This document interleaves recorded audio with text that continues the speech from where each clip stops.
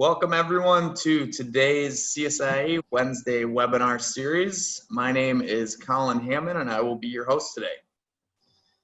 From its start, CSIA was built on the principle of collaboration and with the goal to advance the industry of control system integration. In times of crisis, our members have turned to the CSIA community as a trusted source for advice and inspiration. In line with this, we have begun this Wednesday webinar series. Our goal is to help our community manage, survive, and hopefully thrive from the current crisis. We plan to cover a wide range of topics on coping and leveraging the current situation and have SIs, vendor partners, and special guests present.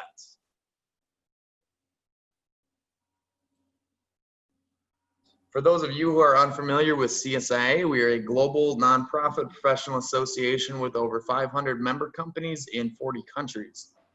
Our mission is to advance the practice of control system integration to benefit our members and their clients. Our vision is to ensure that manufacturing and process industries everywhere have access to low risk, safe, and successful application of automation technology. CSIA membership offers members access to resources needed to attain and exceed business goals. To highlight just a few of our many member benefits, the CSIA Best Practices Manual guides control system integration companies in the setup and running of a solid company. CSIA's Business Insurance Program offers members an excellent insurance program for business owners, subcontractors, and more. The program includes members from all over the world enjoying the peace of mind that comes with CSIA insurance. Clients in all industries are now seeking integrators with CSIA certification alongside ISO. They recognize CSIA's certified integrators' commitment to industry standards and business acumen. As a result, being certified can shorten the sales cycle. CSIA Industrial Automation Exchange is the premier automation guide featuring system integrators and suppliers who provide industrial, manufacturing, and process automation solutions. For integrators and suppliers, it's a place to market their expertise. Clients will find white papers, case studies, capabilities, contact information, and engage in conversation directly with CSIA members. Please follow CSIA's online events calendars for all upcoming webinars, including both partner webinars and business webinars. You won't want to miss these opportunities to learn from the comfort of your own office or home. And for more information about CSIA, please visit our website or contact us at info@staff.controlsys.org or 847-686-2245. And at this time, I would like to turn it over to our presenters, Tom Burke and David Orbitz. Okay, thank you, Colin. And this is David Orbitz at Iconics. I am the Vice President of Engineering at Iconics. Been there for 17 years in this role. And prior to that, I worked 10 years at the Westinghouse Process Control Division, developing DCS systems, 10 years at Eaton Cutler Hammered, developing power monitoring software, 3 years at Marconi Communications, working on high-speed networking modules. Just a little bit of my background. Before I jump into the core presentation, I'd like to speak a little on Iconics. I'm sure there are several here that are already quite familiar with Iconics, and thank you for spending time with us again. And those that are not familiar with us or are perhaps in need of an update on some of the many exciting things that Iconics has been doing, thanks for attending. Iconics is headquartered in Foxborough, Massachusetts in the USA, was established in 1986 and has over 30 years of invention and innovation. Recently, in August 2019, Iconics became part of the worldwide family of Mitsubishi Electric. Okay, so as I was saying, recently, in August of 2019, Iconics became part of the worldwide family of Mitsubishi Electric, a longtime partner of ours, giving us some amazing opportunities on an expanded worldwide basis to serve, partner, and continue to delight our existing customers and partners, as well as open up new windows in partnering with Mitsubishi team. You will find iconics in various industries such as factory automation, process automation, automotive, oil and gas, and many more in over 100 countries, and represented there directly through our value-added distributors, OEMs, and value-added resellers and system integrators. These partners and channels are the backbone of Iconics, and the value they bring enhances the value of Iconics in so many industries and applications. There are likely several of you on this session today, so a shout out to thanks to you in bringing solutions to the life at the end user sites and customers. Iconics, being in the business since 1986, has applications installed in over 375,000 locations. That's a lot of software running critical applications in so many industries. A testament to the depth of the business and the quality of getting it to the market for use with an established and scalable distribution and sales channel. One partnership for which we are particularly proud of is our ongoing solid one with Microsoft. Whether it's leveraging their wide range of operating system expertise, their broad expertise in productive applications, or their solid cloud platforms, our continued investment in this area has allowed us to be a repeat award winner with Microsoft as a 6-time Partner of the Year. This broad-based approach and cross-collaboration at the industry level allows Iconics not only develop scalable applications based on a world-leading technology company, but exceedingly allows us to drive forward to gain a leadership position in bringing new tools, thus not only enabling, but actually defining new boundaries in the transformation of the digital workspace. This is in such critical applications running in the oil and gas area, in energy smart building, and even in our cities, manufacturing intelligence at the factory level, and of course, continued expansion and growth in complex and sprawling public infrastructure areas clearly show Iconics as a leader in the field. In addition to being found all over the world, Iconics is also providing services to critical applications in many specific industries. With a flexible and adaptable platform, Iconics can be found running critical applications in automotive and many other industries. As you can see, the list of industries is extensive and expanding, with tremendous opportunities as we continue to grow with our new family and Mitsubishi Electric. Once again, welcome to today's webcast, Dodging the Cybersecurity Hazards in Your Digital Transformation, what every system integrator needs to know but is afraid to ask. In the first part of our webcast today, I will be providing some background information on the current ICS, or Industrial Control System, threat landscape. This will include a brief history of ICS cyber incidents, some lessons learned from these incidents, and a honeypot that the company, Trend Micro, has been doing, along with some lessons that can be learned from it. First, I'd like to mention there is a really good or great white paper entitled History of Industrial Control System Cyber Incidents that was written by 2 gentlemen, Kevin Hemsley and Dr. Ronald Fisher from ICS CERT in the Idaho National Laboratory. This slide is a summary of the cyber events up to the year 2013. And this slide summarizes the cyber events from 2014 through 2017. One of the earliest and possibly the world's first malicious hacking of, quote, secure communications occurred in 1903. An Italian radio pioneer, Guglielmo Marconi, prepared to present the first public demonstration of long-distance wireless communications using Morse code. The live demonstration was to show that a wireless message could be sent securely from a clifftop radio station in Paldu, Cornwall, UK, to London, 300 miles away.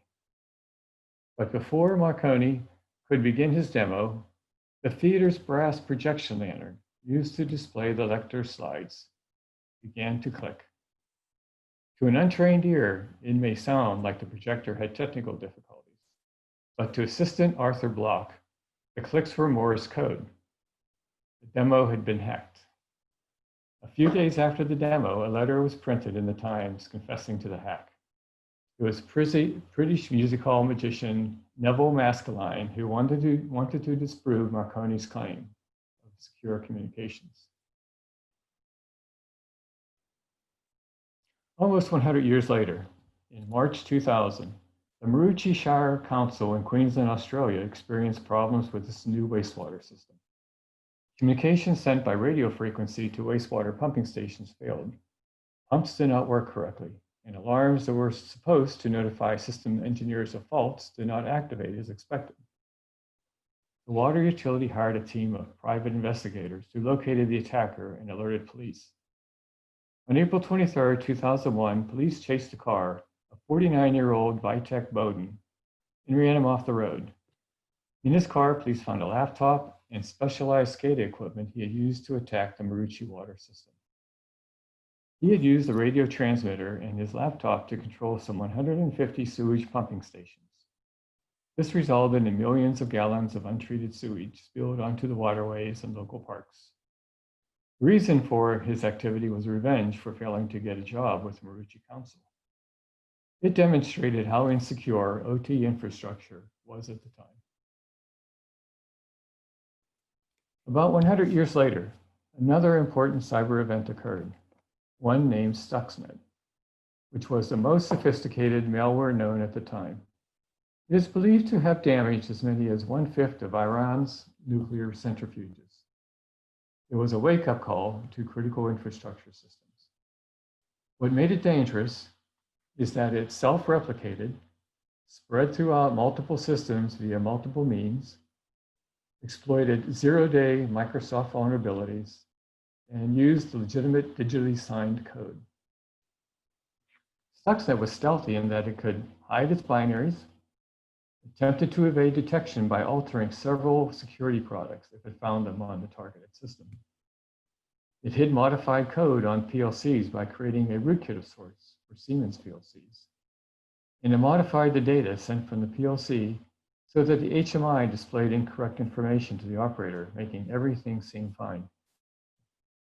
Stuxnet was a precision weapon that looked for exact software to be installed on the specific equipment connected to a specific system. Another type of cyber attack surfaced about the same time as Stuxnet, one called Night Dragon. It targeted oil, energy, and petrochemical.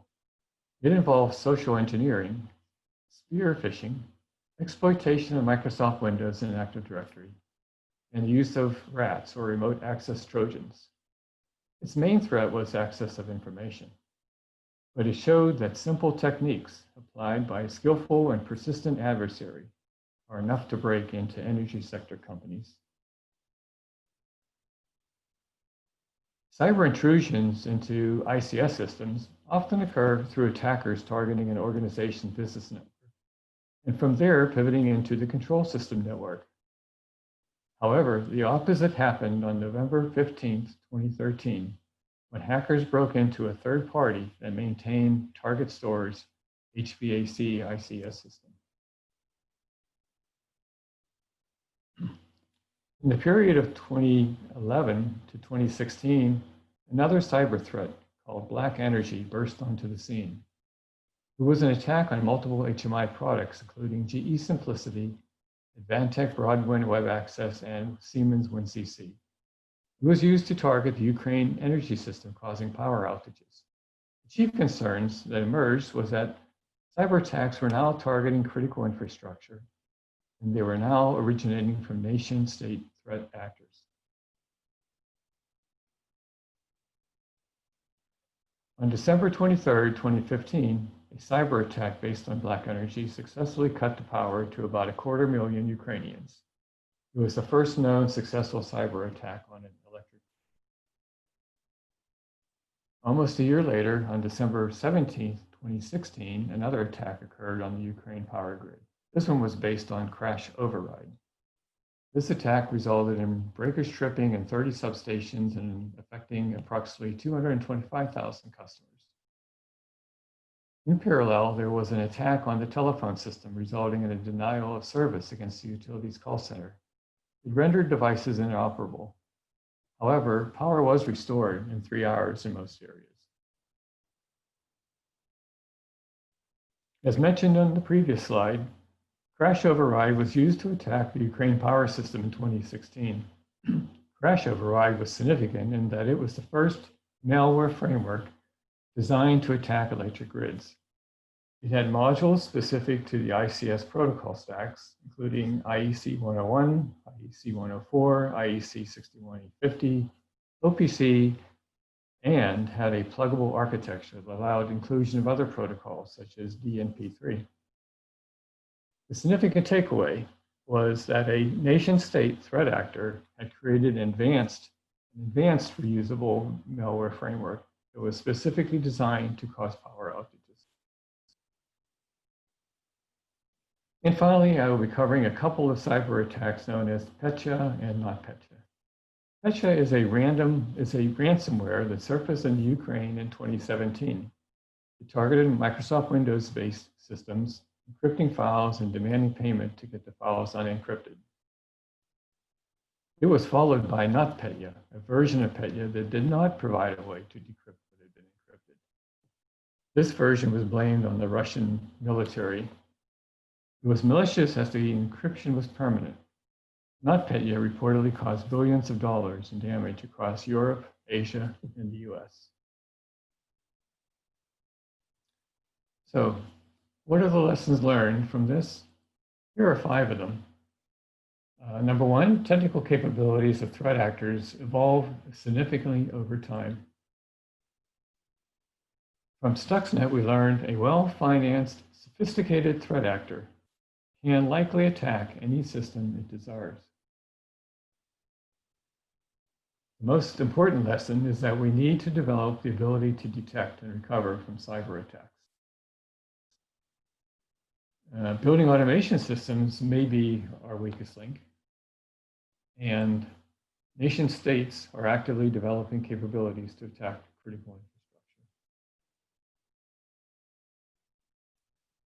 We also learned the most prevalent weaknesses in the industry are boundary protection, identification and authentication, allocation of resources, physical access control, and account management. Next, I would like to present a few slides on Honeypot, Trend Micro, a company that specializes in cybersecurity for ICS, has been hosting for a number of years. By the way, this information is available in a paper by Trend Micro titled Caught in the Act, Running a Realistic Factory Honeypot to Capture Real Threats. It was authored by Stephen Hilt, Federico Maggi, Charles Perrin, Lord Remiron, Martin Rosler, and Rainer Vossler.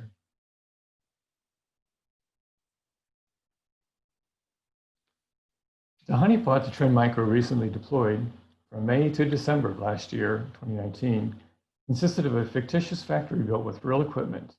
It included a Siemens PLC, an Allen Bradley PLC, GE FANUC controller, a Phoenix Contact ILC controller, some Omron PLCs, a file server, and an HMI.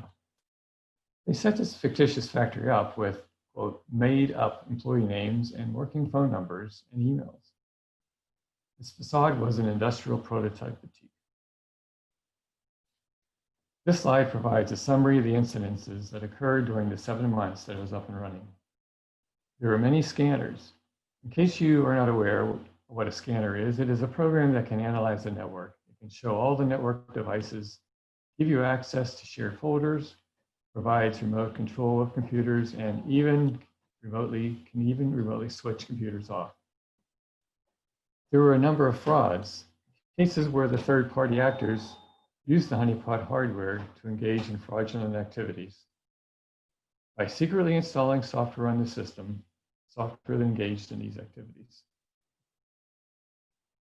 In addition, there were 2 ransomware attacks, one demanding $10,000 in Bitcoin, and a fake ransomware attack, and an attack with a beacon.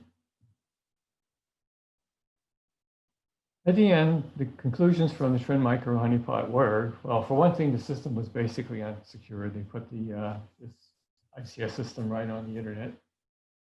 Attacks would not have been successful had appropriate security measures been in place.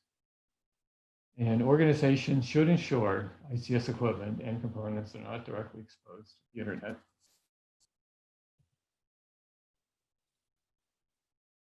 Next is a brief introduction to cybersecurity standards, especially those that are most relevant to industrial control systems and systems integrators. Cybersecurity standards are techniques generally provided in published materials that attempt to protect the cyber environment of a user or an organization. The principal objective is to reduce the risks involved, including prevention or mitigation of cyber attacks. Things that cybersecurity standards are designed to protect include users, networks, devices, software, processes, information, services, and connected systems. Standards include such items as tools, policies, security concepts, security safeguards, guidelines, risk management guidelines, actions, training, and best practices. The ISO IEC 17001 standard is one of the broadest and most highly used security standards. It is applicable to any organization. It is for managing risks to the security of information you hold. Certification to ISO 27001 allows you to prove to your clients and to other stakeholders that you are managing the security of yours and their information.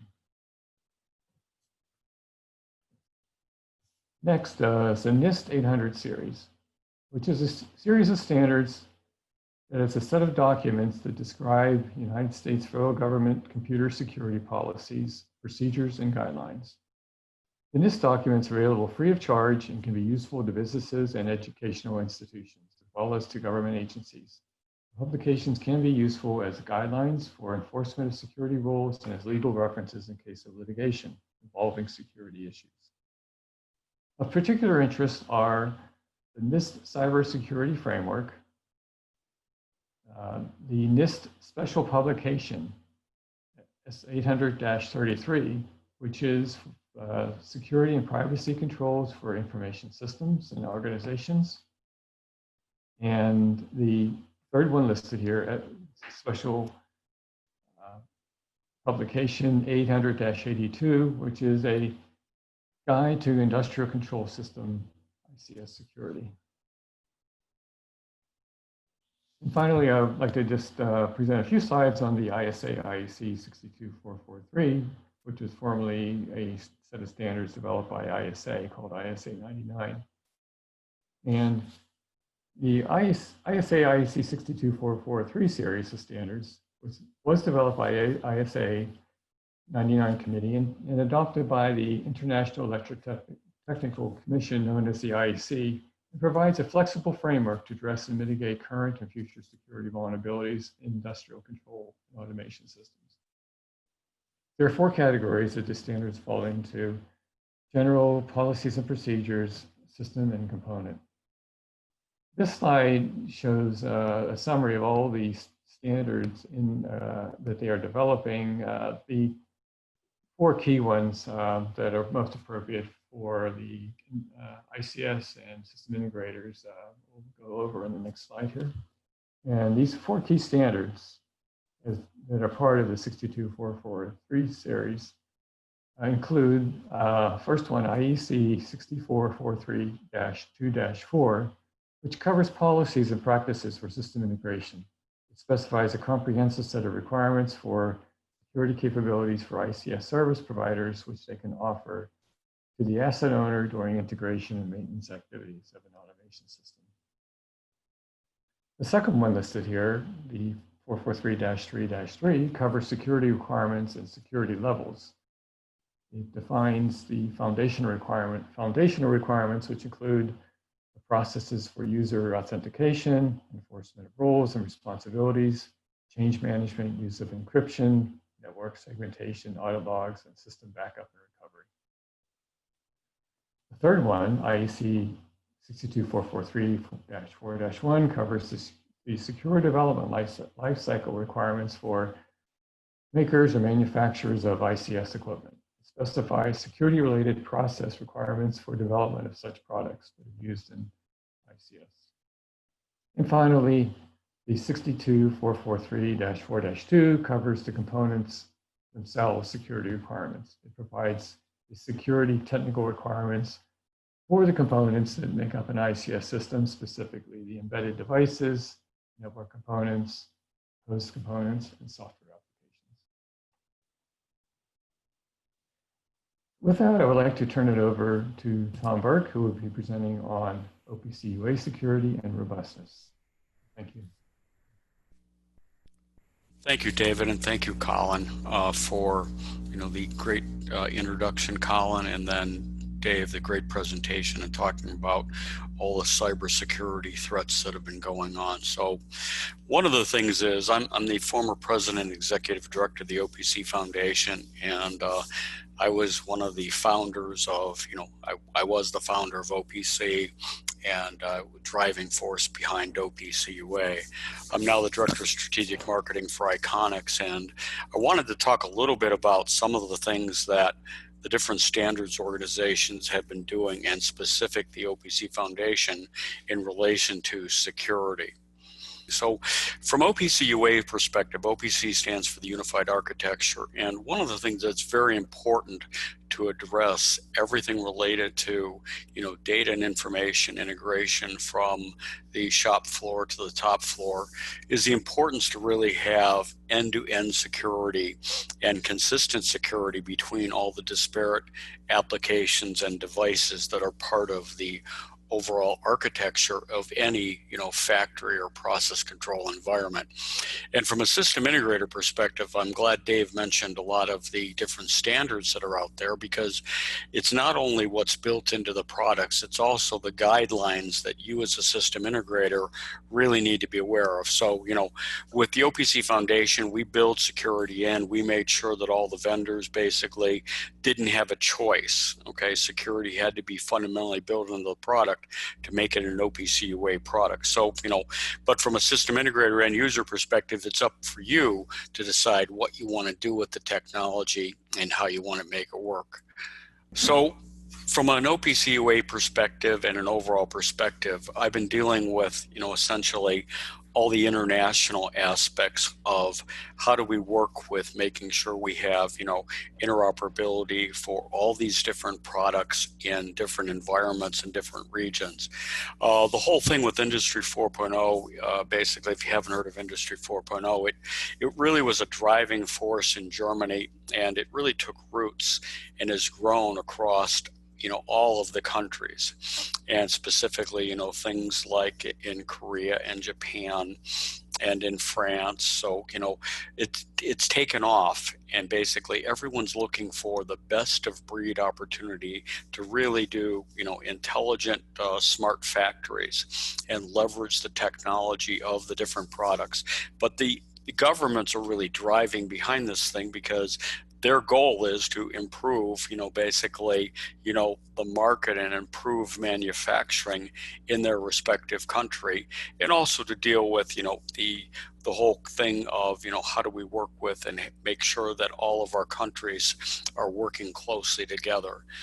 There's another organization called the IIC, the Industrial Internet Consortium, and it's got a U.S. flag there, but really it's an international organization that has partnered with all Industry 4.0, and really they're focused at taking all these different products and developing test beds, and basically for these different operations and like things in the smart factory, and proving that the smart factory works and proving it can be secure.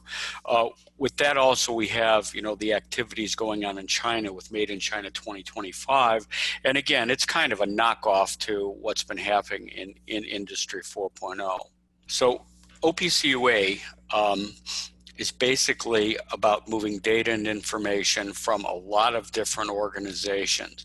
And with that, OPC UA basically is fundamentally, involved in, all the different aspects. And this is just kind of an eye chart of all the different organizations it's partnered with. Okay, let me go through the security and the key concepts. So everything about the key system characteristics and trustworthiness, about IT and OT convergence, and everything I'm going to talk about related to Industry 4.0 is really based on security and the importances. So I talk about three things, the key security concepts in, the overall architecture of anything that needs to be security. So I talk about what's known as the CIA triad, which is all about confidentiality, integrity, and availability. And then the access control, which is all about the the higher level application access, which deals with authentication, authorization, or accounting auditability. Some people call it logging, but we call it accounting and auditability to keep it with the AAA. So what OPC UA deals with is what's known as data in motion. So data moving between different disparate applications and devices, and that's the whole focus of how we secure that. So, we don't deal with the database that's just sitting there. We don't deal with the data necessarily inside of the process equipment. We're dealing with, data and information that's being shared between different applications and devices. So I'll talk about OPC UA and why it's secure by design. Essentially, OPC UA provides a complete communication mechanism that supports a complete range of applications.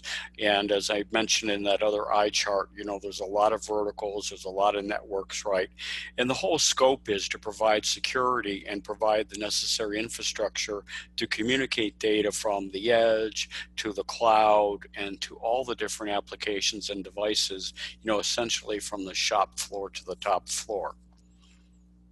So in this, if you think about what OPC Classic did, and it's okay, OPC Classic was basically focused at, really inside of the control system and focused only at the OT world, where OPC UA is focused at the whole broader spectrum of both, the IT and the OT convergence. And again, we're putting OPC UA in very small devices and, with the aspects and things that are going on with the field level communications, which is part of the OPC Foundation. Ultimately, we'll be able to have the ability to have, highly secure data and information being authenticated, being encrypted, and being able essentially being, turned into information from the shop floor all the way up into the enterprise. So in OPC UA, there's many specifications inside of the architecture, and essentially the ones that are directly relevant to security and specifically what's known as the IT security components is really specified in the specifications that are marked in red. I don't need you to read all these specifications, but obviously our suppliers that are building products based on this have to be familiar with all these things, and ultimately most of them all use toolkits essentially, and they get security built into the architecture because the foundation provides essentially the rich set of software that enables them to make sure they do security. So we're bringing it all together, and essentially I talk about clients and servers, you could talk about publishers and subscribers, but really there's three things that go on. There's the raw transport layer, which is all where the communication is done. And then there's the communication layer, which essentially is where the CSIA comes in, and you build what's known as a secure channel between the different applications. So security is built in, essentially the integrity, the confidentiality, all the things related to encryption. I'm going to talk a little more about that. And then at the application layer, which is known as the session, that's essentially where the two sides, really do the negotiation, and, the user basically gets authenticated against, the other application it's trying to talk to make sure that you're allowed to access that data or you're allowed to write that data. So going further into the communication protocol, really, the whole thing at the level 1 and the level 2 and level 3 really is all about, really providing high speed and, security built into the architecture. And essentially we allow the users and allow the suppliers basically, to choose the appropriate abilities to meet the various requirements. So as the transports keep changing, and we know that the transports will keep changing on a daily basis, we protect the supplier and the end user and the system integrator's investment in the technology. So the idea is once you've got, your client and your server, we can continue to still, add additional things to the transport layer as new things come out and still allow all the applications to work seamlessly together. At the communication layer, it's all about, again, authentication and the encryption and guaranteeing we're protecting the messaging. And then at the application layer, essentially, this is where, the overall authentication and at both the application and the user level is done between the publisher and subscriber or the client and server. So the layer security model, again, what is CIA? Confidentiality really means it's the encrypting of messages, right? So all the OPC UA information and functionality, everything is encrypted between the two endpoints. We also sign the messages, and this is also very important so that the two sides basically can maintain integrity. And the other part is we guarantee the availability, right? So we want to basically do a minimal amount of message processing before authentication. So, we don't want to overburden someone with something that's not really intended for them. And some of the examples are, things like restricting message size. And then if an application tries to communicate to another application and they really aren't allowed to do that, we don't pass anything back. There's no error code. So it's deliberately, you don't get the opportunity to keep trying, right? Because you just don't know what happened. So on the AA side, essentially the authentication of applications, this is where essentially the applications do what's known as certificates and pass between each other, and basically guaranteeing that, these two applications are allowed to talk together. We do the authentication of users, we allow the ability basically to tap right into the Active Directory service. We leverage all the stuff with web security, security tokens, and all the stuff with X509.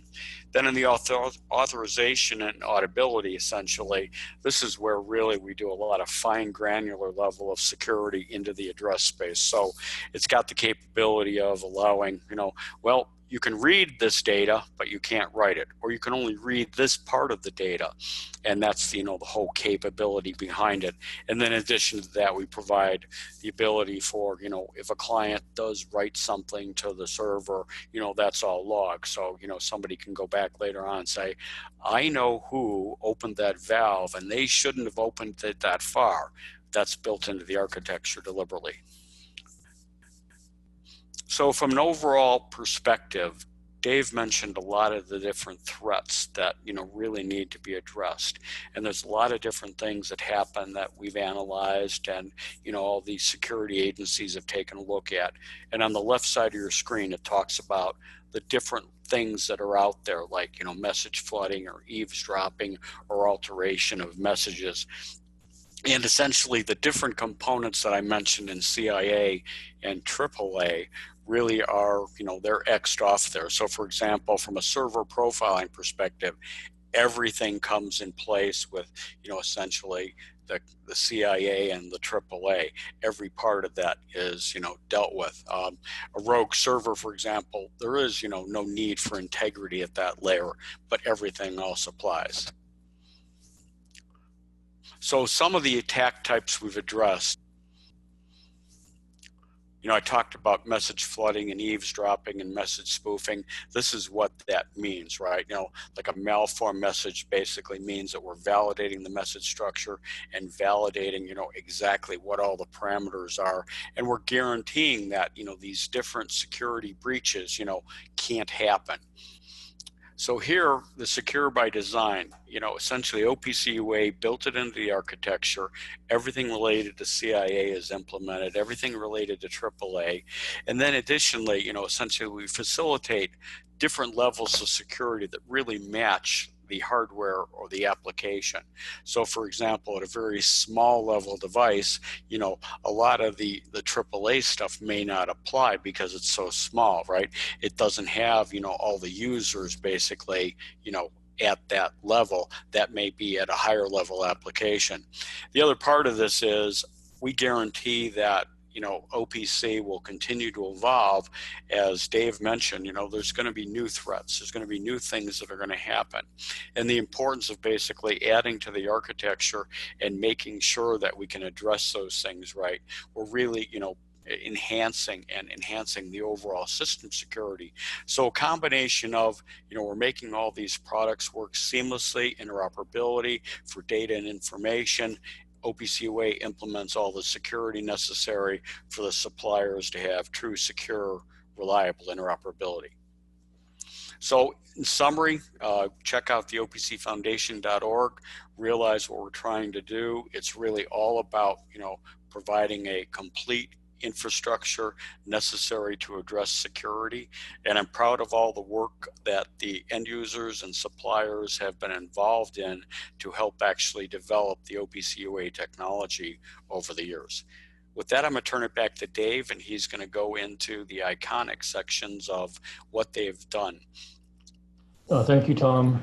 Next, I will share Iconic's focus for security, especially in regards to standard practices at Iconics and some important product features related to security and security testing. Iconics has and maintains a secure facility, and there is controlled access for all employees. They are required to have ID badges on at all times.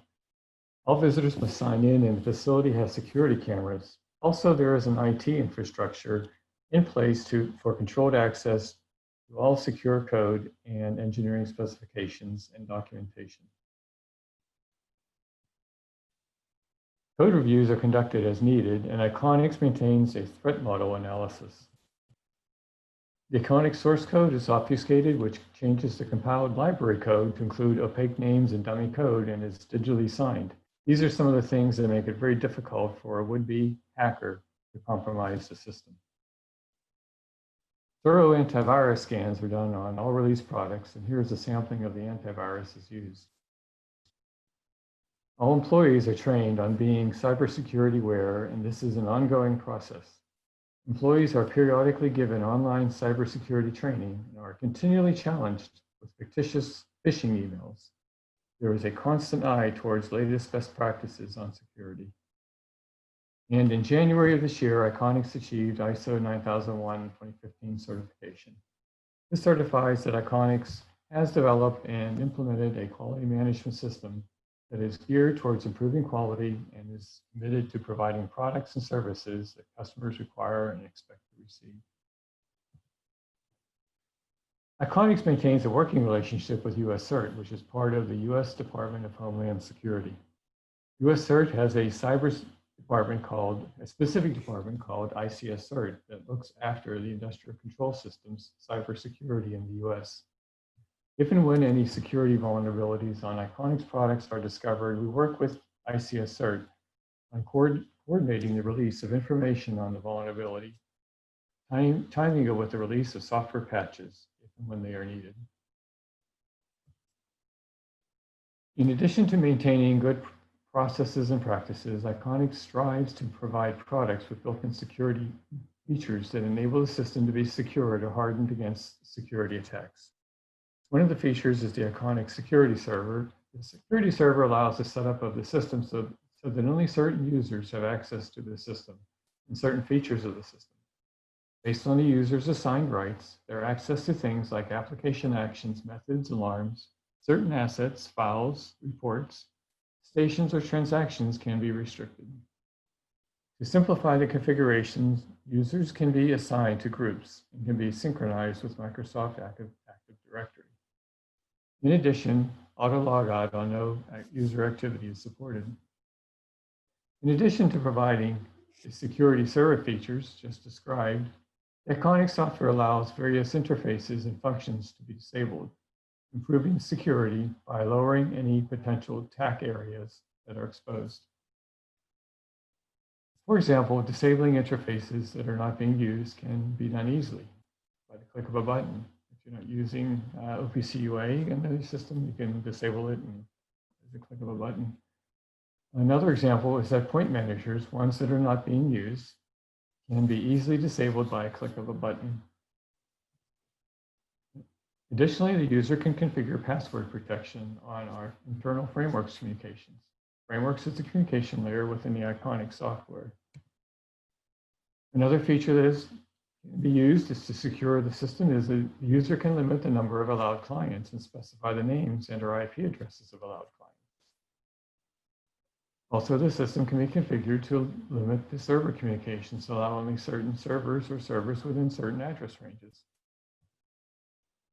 And the system can be configured to limit the number of sessions, points, and scan rates, a tool that could be used to prevent potential denial of service attacks.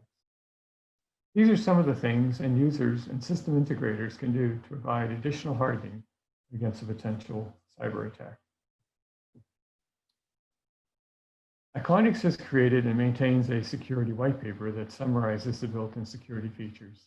It includes a section on best practices for securing the Iconics products against cyber attacks. In addition to including the aforementioned features in the products and for securing the system, Iconics created and maintains a security threat model. This model, which is based on recommended practices based on the STRIDE and DREAD models, is an in-depth analysis of the system from the perspective of a would-be attacker. It identifies possible points of attack, what mitigations are possible to prevent such attacks, and helps our developers identify and adopt practices to safeguard against such attacks, the results of which go into future product development and is used to extend the security white paper. Iconics has worked with customers on various outside testing. This includes testing that is done at the US government sites, such as the Pentagon and other sites. In summary, what we have learned, first of all, it's important to be vigilant from the start. Be proactive about identifying possible weaknesses, review the security periodically. Secondly, do not expose your ICS system directly to the internet. And thirdly, Iconics provides you with the tools necessary to have a secure system, but it is up to you to implement some of them. And review the Iconics security white paper. It can be found at iconics.com/wp/security. And it is our way of communicating to you about what's important in security. And now we would like to open this up for questions and comments. Thank you for listening in today. Thank you, gentlemen. So if anyone has any questions, I would ask that you put them in the Q&A section. Let's see what we have here. We have a question. I heard Iconics participated in a hackathon earlier this year. Can you provide some information on that? Okay, I can address that one. Yes, Iconics was invited to participate in the first ever own-to-own zero-day initiative that was targeted towards ICS vendors. This event took place in Miami in January this year, just a little while before COVID-19 hit the country. And what the own-to-own is, it is a contest where cyber researchers are invited to find and expose security vulnerabilities for a specific target. They're paid nice sums of money for finding security vulnerabilities. The first one was held in the year 2007, and the first contest was intended to highlight the insecurity of Apple's Mac OS operating system. At that time, researchers who could find vulnerabilities were rewarded with a free Apple computer. Note, other ICS vendors that took part in the January event were Rockwell Automation, Schneider Electric, Inductive Automation, Triangle Microworks, OPC Foundation, and Iconics. Oh, and Schneider Electric was also there. So as far as how we did at the zero-day initiative, there were 4 security vulnerabilities in the Iconics products that were successfully demonstrated at the own-to-own conference, which compares to 8, 6, 3, and 2, which were found in other competitive products. So the idea of the conference was to find these weaknesses so they could be addressed. So it's good that they do find they are addressed. The fixes for these issues have been included in the recent Iconics 10.9.6 critical fix rollup 1 release, and patches for earlier versions are completed and tested, and we had a coordinated announcement with US CERT.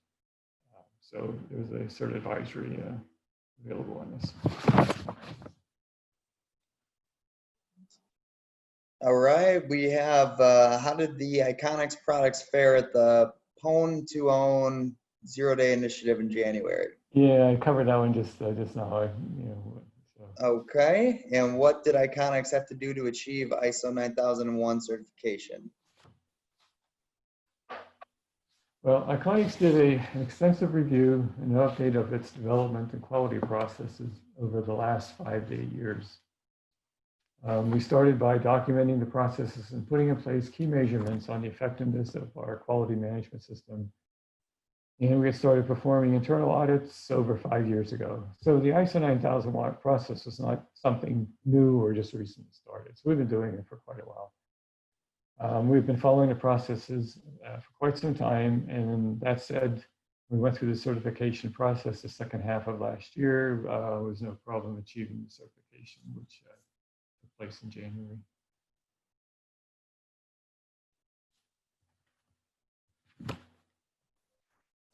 All right, so I'm just waiting for any questions to come up in the Q&A. If anyone has any other questions, please feel free to put them in there and Tom and Dave can take them. So we'll just give that a minute here.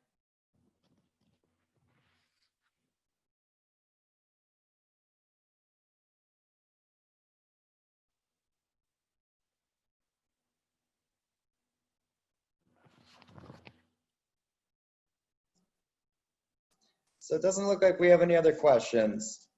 So on behalf of CSIA, I would like to thank Tom and Dave for this informative discussion. I'd like to thank all of those attending. We hope you found the webinar informational.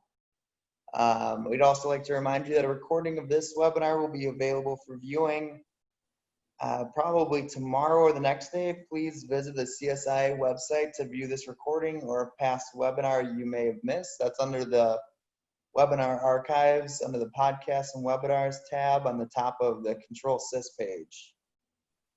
Also be sure to check the CSIA events calendar for future webinars. We are having everything you need to know about marketing. I believe that's next Wednesday. And with that, that concludes our program for today. Once again, thank you for joining us and everyone have a good day. Thanks, Dave. Thanks, Tom. Thank you, everyone.